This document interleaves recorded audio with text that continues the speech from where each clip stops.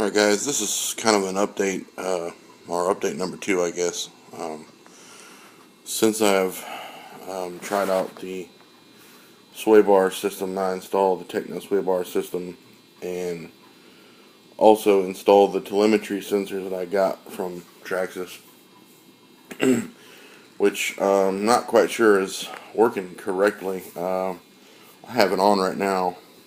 Let's see if I can show you. This thing might not want to focus on that.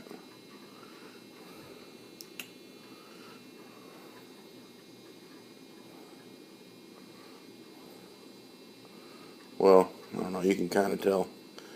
See, the voltage there is about 6.3, 6.5, and the temperature over there on the right is 73, which is about right. I haven't had it running, it's just sitting in my room, and it's about 73 in here. I guess that sounds about right. But one of the things that I'm kind of, makes me think that it might not be working correctly, or it might not be that accurate, is that whenever it's running and idling, it tells me that I'm doing 15 miles an hour. So that's not right. Let me turn this off. So that's, and I called Traxxas and he said, yeah, it might do that. So, I don't know. Anyways, and when I ordered the parts, the guy sent me, well, you can't see it from up here.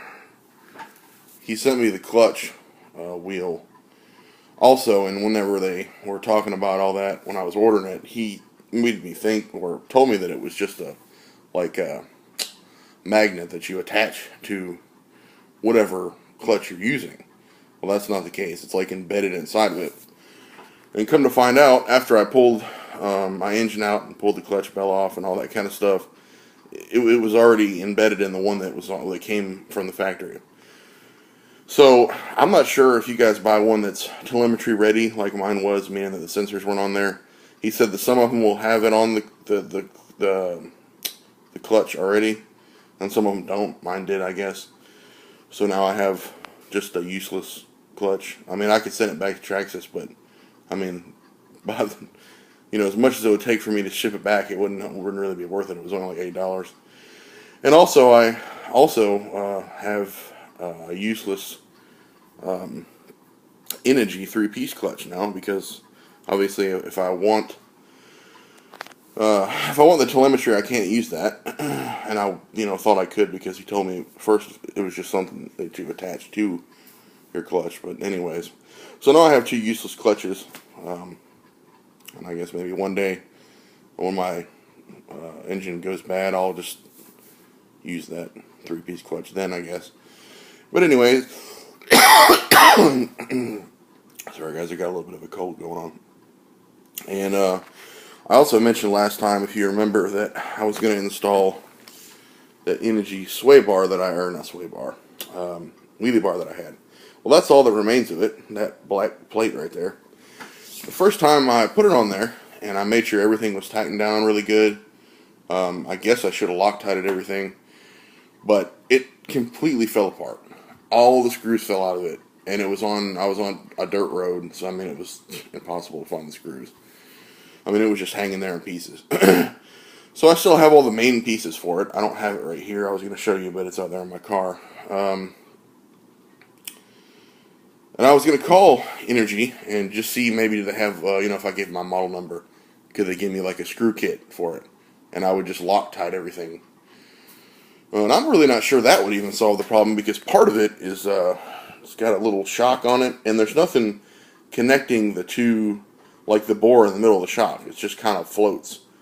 And I don't know, it's hard to explain without showing it to you. And they're really almost hard to clip back together, like they don't want to fully go, so they just kind of swing everywhere now. So, I don't know, guys. I'm just getting back into RC. I had a bunch of them, a long time ago. And Energy seemed like good stuff, but I don't know. From what I've experienced so far, I'm not very impressed, especially with their customer service. Because, like I say, I was trying to find them, call them, find a phone number. There is no phone number to call. I found a phone number online, but it just rings and rings and rings. Nobody answers. And I found their email, so I emailed them and told them my problem. And, you know, I'm not trying to get a warranty claim out of them or whatever. And if they wanted to replace it, that'd be fine, but I doubted it. And I received an email back, an automated email, on how to tune my engine.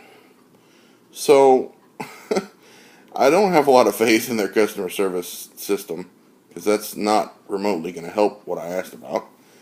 So it looks to me like they don't even look at the emails that you send to them. So, anyways. I'm trying to think, there was one more thing I was going to talk about.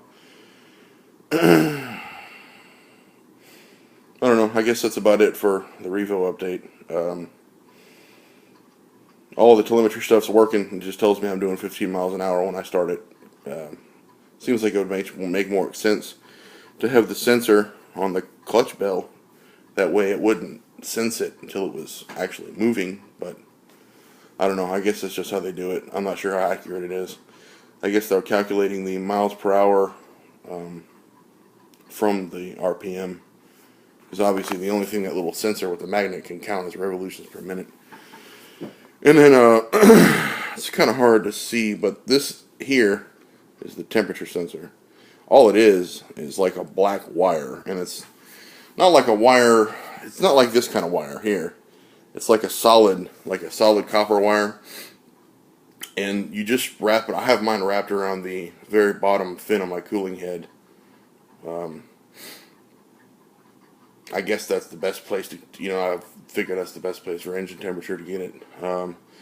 But that little, I kind of have my doubts on how long this is going to last. All this is just a little piece of fuel tubing right here that you just kind of snug up there and hope it stays on. Whereas if you have a brushless system, there's a like a zip tie and a little bracket they give you to keep it on the motor, which seems like a lot better system, but I don't know. So that's what they gave me. And it seems to work okay, other than being off on the miles per hour. I'm going to come into a little money here pretty quick, and I'm thinking about getting another RC. I'm looking at this Mugen. It's a buggy, MBX6 Eco, I believe it is. Don't go crazy with the post if I'm wrong on the model number, but you know what I'm getting at. And it'll be the first brushless one I own, and I'm going to get a Tekin for it, and basically spare no expense in building it. Get a nice high-tech servo, and really do it right. Probably spend about $1,500, because the only other radio I have other than this one at the moment is the one that came with this Red Cat Hurricane XDR that I have. And that's not, I know a lot of people badmouth Red Cat. I've never had any of their cheaper ones, I guess Red Cat's all a little cheaper than most, but the Red Cat Hurricane that I have, the XTR, I can't complain too much about it. A lot of people bash them, but I mean it's pretty decent quality. There's a few things about it that I like and don't like. The fact that it's a little easier to work on than this one.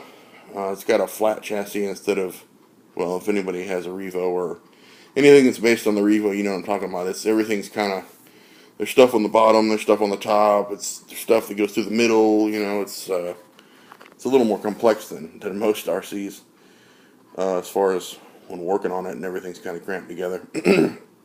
But, I don't know, I might sell the Red Cat. I haven't used it in a while. I do think it's quite a bit faster than this truck, though, than the Revo. Of course, it has I think it's quite a bit lighter, which is a given. And it has a bigger engine, too. It has a .28 SH engine on it, which I've never heard of SH. And if you just glance at it, it looks like OS. Like they really copied the logo and everything. So when I got it, and I initially glanced at it, I thought, oh man, it's got OS engine in it. I was happy about that. And then I got to looking at it closer, and I was like, hold on a second, that's just SH. So, I don't know. It's been a decent engine. It was kind of hard to tune. Doesn't really want to hold a tune. But anyways, I don't know. I'm getting off track, but it's a decent. They're supposed to be their 8 scale professional buggy is what they call it. it's nice and everything. Like I say, I'm thinking about getting rid of it, but I'm definitely going to get the Mugen. I had one of those back in the day, and I really liked it. And I've heard good things about that kit. So even though I guess you don't build it though. It doesn't come with wheels, which is kind of weird. 'Cause it's not really a roller. Doesn't come with wheels. Doesn't come with tires. It's a fully assembled chassis, and you get a clear body, which is kind of weird. Because usually it used to be, you get ready to run, or you get just a kit that you have to build. I was kind of looking forward to building a kit, really. There's nothing wrong with the ready to runs. Of course, I like those. I got one here, but there's something to be said about building the kit, from scratch, because once you build it, you understand how everything goes together on the kit. You understand a lot better. I think there's something to be said about that. Of course, that requires more patience and time, but anyways, I don't know. I guess Mugen doesn't do that, so anyways, guys, I'm going to stop rambling on now. I'll do another video in a little while when I got something new to say. Alright, thanks for watching.